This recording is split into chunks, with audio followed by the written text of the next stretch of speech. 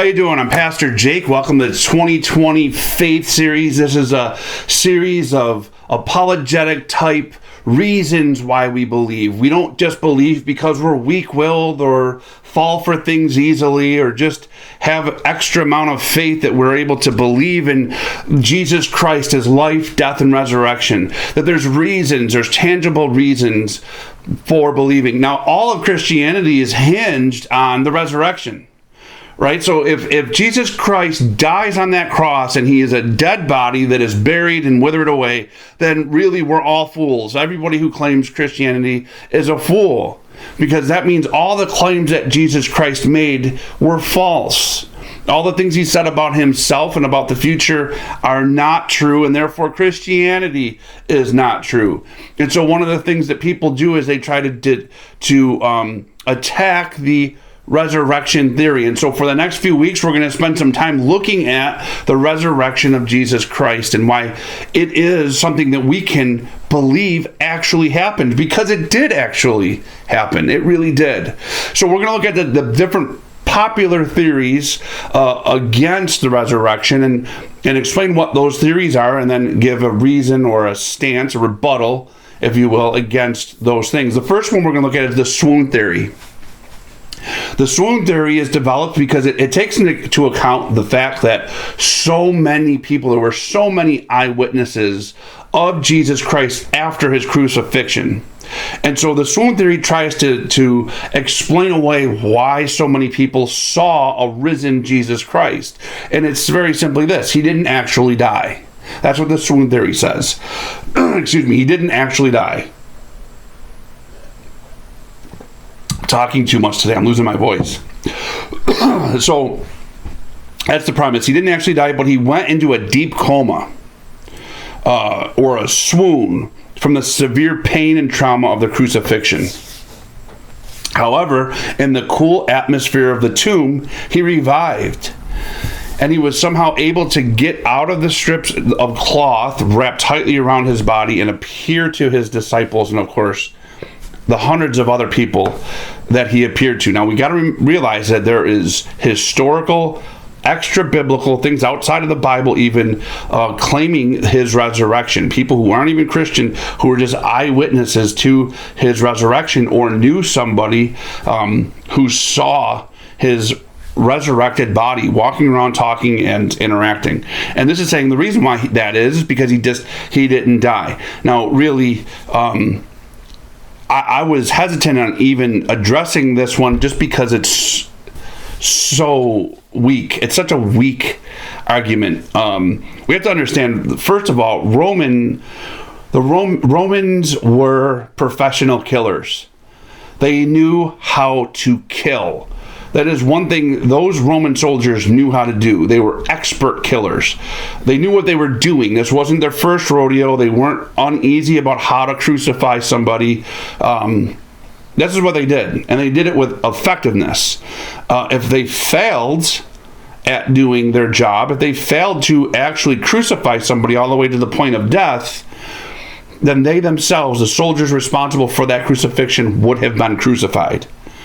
So it's literally get it right or die yourself kind of a situation. It's not like if we fail here, the boss is going to be angry with us. We're going to get a suspension with pay type of a situation. This wasn't a union. Okay, you either complete your task or you yourself will pay for your mistake with your life. I don't know about you, but if I'm a Roman soldier, I'm making good and sure that everybody I crucify is, in fact, crucified, that they're dead. And the Roman guards were the first to report that Jesus was dead. This would have been how it went. They would have been the first ones to confirm the death of the person being crucified, in this case, Jesus Christ. And we have that in John 19, verses 33 through 37. So they would have been certain that he was dead. In fact, they were so certain they didn't even bother to break his legs. A lot of times what they would do is if they were unsure or if somebody seemed to be maybe hanging on or actually in a state of a coma, what they would have done is just break their legs. And the reason for that is because this way they couldn't have, the person being crucified couldn't have pushed up with their legs to try to expand their chest to gain oxygen. With broken legs, they wouldn't have been able to push up. They wouldn't have been able to get oxygen. But Jesus was so dead that they didn't even bother to break his legs. And then they took a spear and speared it into his side, and from there blood and water poured out. And we now know that this means it's because the heart has quit beating. We know that now medically. Back then they didn't have that sort of medical understanding. They just saw blood and water come out. And it was a proof of death. And the reason why blood and water came out, we now know, is because the heart stopped beating. And of course, if your heart isn't beating, you're not breathing, you're not alive, you're not in a coma. When you go in a coma, your heart continues to beat. If it stops beating while you're in the coma, you're not coming out of that coma. You are dead. The other thing that we have to understand and remember is before he was crucified, he was scourged. A scourging is a brutal beating, a whipping, a lashing with sticks with nails in them and everything else. I mean, he was beaten terribly, awfully beaten. His flesh was ripped open. And then you've got the nail wounds on top of that and the spear. So this guy was beaten half to death, Jesus was. And then he was nailed, crucified, okay? Those two things alone is enough to kill a person. Jesus was not it's not like he was an extra special man or anything. Any human being, most human beings are not going to live through that alone. And then a spear was stuck into him.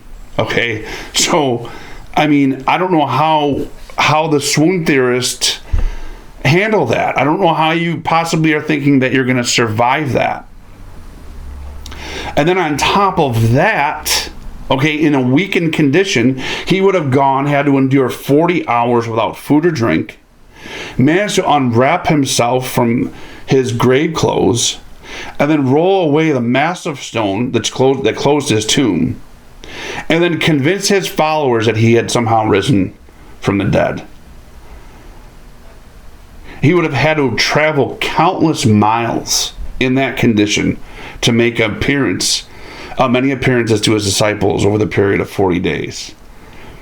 He would have had to delude the disciples into thinking that he could simply appear in a room without the use of a door. I mean, it just goes on and on. It's not even worth carrying on. If you're somebody who denies the resurrection of Jesus Christ and all the accounts of his appearance after his crucifixion, don't let it be the swoon theory.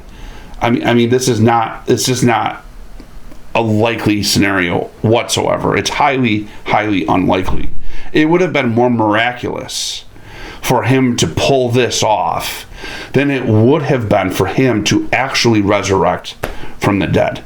And so the swoon theory, I think we're going to rule that out.